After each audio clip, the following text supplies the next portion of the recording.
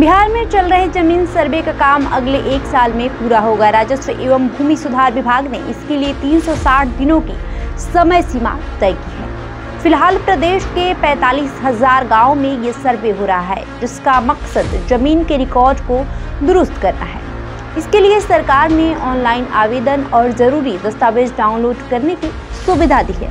लोग land.bihar.government.in या landsurvey.bihar.government.in या dlrs.bihar.government.in पर जाकर ये काम कर सकते हैं। सर्वे के दौरान रैयत या जमीन मालिकों को अपनी जमीन से जुड़े दस्तावेज देने होंगे। इन दस्तावेजों का मिलान सरकारी रिकॉर्ड से होगा। मिलान के बाद ही इन दस्तावेजों को अंतिम रूप से अपलोड किया जाएगा। अगर जमा किए गए दस्तावेजों में नाम, खेसरा खाता संख्या या किसी अन्य जानकारी का मिलान सरकारी रिकॉर्ड से नहीं होता है तो उसे अपलोड नहीं किया जाएगा। ऐसे में संबंधित व्यक्ति को सही दस्तावेज जमा करने के लिए सूचित किया जाएगा।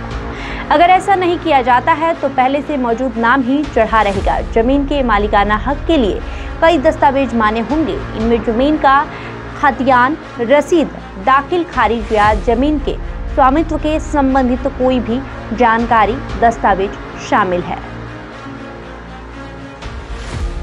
जमीन की प्रकृति के आधार पर 3 तरह के साक्ष्य मान्य होंगे। पुश्तैनी जमीन के लिए खतियान, खरीदी गई जमीन के लिए रजिस्ट्री और सरकार से मिली हुई जमीन के लिए पर्चा या बास्किट पर्चा मान्य होगा।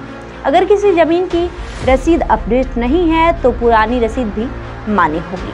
अगर म्यूटेशन यानी दाखिल खारिज नहीं है तो उससे कोई फर्क नहीं पड़ेगा। सर्वे कर्मी जमीन का सपोर्टिंग दस्तावेज तभी मांगेंगे जब पेश किए गए मुख्य दस्तावेज में कोई कमी होगी।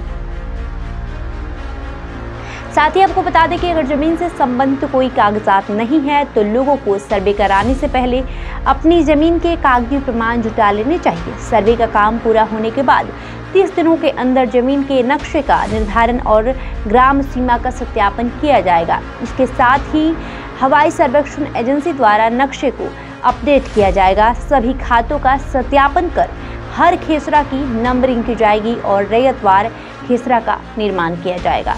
लोग सर्वे की स्थिति और अपने प्लॉट से जुड़ी जानकारी सर्वे ट्रैकिंग ऐप पर देख सकते हैं। बहरहाल आपका इस खबर को लेकर क्या कहना है, हमें कमेंट करके जरूर बताएं। धन्यवाद।